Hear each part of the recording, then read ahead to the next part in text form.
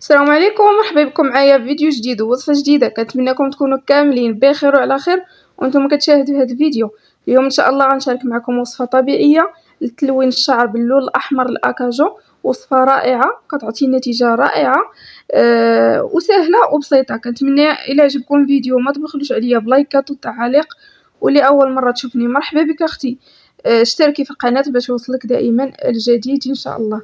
وبسم الله. هنا البنات غادي ناخذ المكون الاول اللي هو ضروري، هو الحنه. البنات الحنه كناخذوها على حسب الشعر ديالنا، يعني على حسب الطول والكثافه ديال الشعر. انا هنا غادي ندير 3 ديال المعالق كبار عامرين ونص. صافي البنات 3 المعالق ونص عامرين. بالنسبه اللي عندها شعر يعني طويل بزاف اولا راه غادي تزيدي في كميه الحنه، اللي شعرها قصير راه غادي تنقص بطبيعه الحال في الكميه.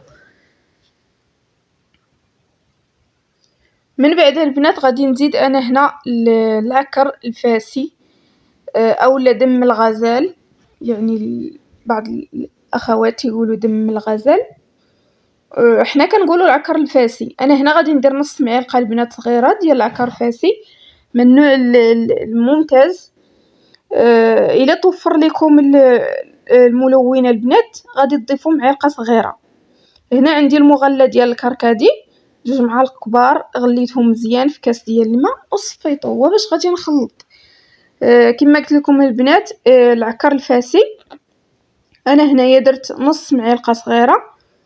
الا كان عندكم الملون الغذائي ديال الحلويات غادي تزيدوا معلقه صغيره، والعكر الفاسي غادي ديروا غير واحد الكميه بسيطه.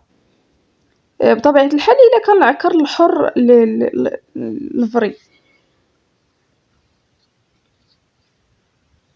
غادي نبقى نزيد في هذاك الماء ديال الكركدي حتى تخلط ليا الوصفه، يعني تكون معتدله ماشي خفيفه وماشي ثقيله. والحنه راه كتشرب ملي كترتاح. كما قلت لكم البنات العكر الفاسي الا كان عندكم حر وفري ما بغيتوش تضيعوه في الوصفه غادي تكملوا بالملون البنات. كملوا بالملون الغذائي ديال الحلويات، والعكر الفاسي غادي ديروا غير واحد الكميه بسيطه. انا هنا ما توفر ليش ملون، غادي ندير غير العكر الفاسي، غندير واحد الكميه اللي تعطيني اللون مزيانه.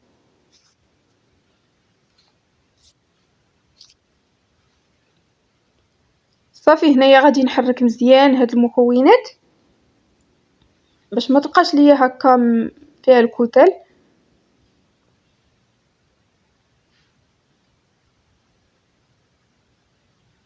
انا هنا البنات ما غاديش ندير نهائيا الزيت.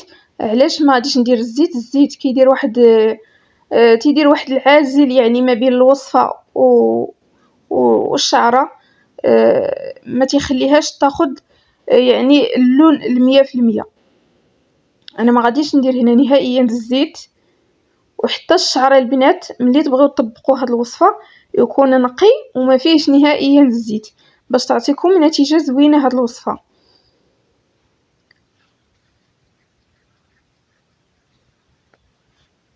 هنايا غادي نخلط مزيان البنات، وفي الاخر غادي نزيد الخل البنات. عندكم خل ديال التفاح غادي ديروا 2 معالق كبار، عندكم خل عادي ديال الطعام غادي ديروا 2 المعالق كبار. الخل البنات الا كانت عندنا الحكه راه كيحيدها لنا، كانت عندنا القشره في الشعر حتى هي كيحيدها وكيثبت اللون ويعني كيثبت لينا هذاك اللون في الشعر. غادي نزيد مازال واحد شويه البنات. الخلطه راها اللون ديالها احمر مفتوح، غير ما كتبانش مزيان يعني على اللون الحقيقي ديالها.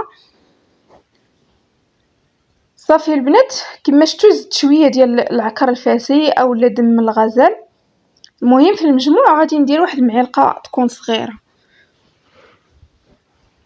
كما قلت لكم الا كان عندي الملون ما غاديش نحتاج ندير هذيك الكميه كامله ديال العكر الفاسي.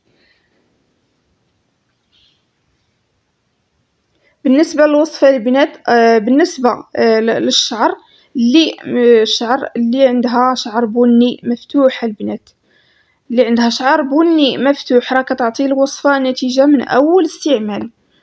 اللي عندها الشعر ديالها فيه الشيب، يعني الشعر تقريبا كله شيب، يعني كله شيب ما فيهش الشعر كحل، كتعطي نتيجة من أول استعمال. مع الشعر البني النتيجة من أول استعمال. بالنسبة للشعر الأسود البنات أسود مغلوق، كتعطي نتيجة إلا بغيتي تغسلي شعرك بغيتي يعني توفري شوية ديال الوقت، غادي تاخدي الصابون البلدي اللي الصابون البلدي المعروف المغربي، غادي تغسلي به شعرك. تغسلي به شعرك جوج المرات يعني بحال هكاك، المرة الأولى ومني تعاودي تاني تدخلي تدوشي تعاودي تغسلي به شعرك، بحال كتنزعي داك اللون بطريقة طبيعية. هنا البنات غادي نزيد 2 معالق ديال الخل اللي كيف ما قلت لكم لتثبيت اللون، وفي نفس الوقت كيعالج لينا الحكة والقشرة.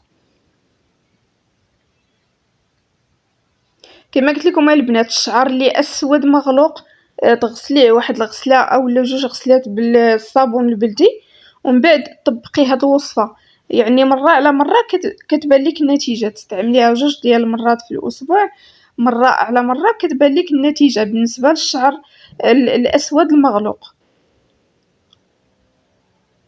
بالنسبه كما قلت لكم الشعر اللي تيكون كامل شيب كتعطي نتيجه من اول مره، الشعر اللي بني مفتوح نتيجة من أول مرة، باش نكونوا واقعيين. يعني هنا البنات الوصفة ضروري خاصها ترتاح، يعني على الأقل تخليوها واحد ساعة ونص حتى لساعتين، اللي عندها الوقت وبغات تخمرها ليلة كاملة من الأحسن. كتطلق المواد يعني كتطلق دوك المواد اللي فيها كيطلقوا مع بعضياتهم وتيعطيو نتيجة أحسن. هنا البنات الطريقه ديال الاستعمال،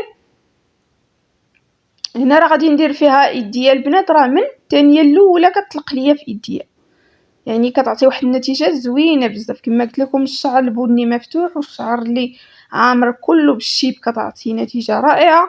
بالنسبه للشعر الكحل قلت لكم الطريقه. هنا البنات طريقه الاستعمال تنحطوها على شعر يكون مغسول ونقي ما فيهش الزيت نهائيا، كنحطوها على الشعر ديالنا ونديرو بلاستيك والزيف ديال الشعر نخليوها على الاقل 6 ديال السوايع. اولا اللي قدرات تخليها حتى ليله كامله، خليها ليله كامله باش تعطيك نتيجه زوينه بزاف. كيف ما قلت لكم الشعر الاسود غادي ديريها بالتدريج، غادي تعطيك كل مره على مره غيبان لك اللون غادي كيبان يعني مع الوقت، لان الشعر اسود مغلوق شويه صعيب باش نصبغوه باي لون. الوصفه راه رائعه وكتعطي نتيجه زوينه بزاف. غير داوموا عليها. بالنسبه لشعرها اسود داوموا عليها 2 مرات في الاسبوع، راه غادي تعطيك واحد النتيجه رائعه. غسلوها البنات غير بالماء ما ديروش شابان، الا درتو شابان غيمشي لكم كاع اللون اللي خدا الشعر. غسلوها غير بالماء ومن بعد رطبوا شعركم بالزيت اللي موالفين كتستعملوه. الوصفه راه رائعه كيف ما قلت لكم وسهله وبسيطه. كنتمنى الى عجبتكم الوصفه ما تبخلوش عليا بلايكات وتعليق وبارطاج واشتراك في القناة باش يوصلكم دائما الجديد ان شاء الله.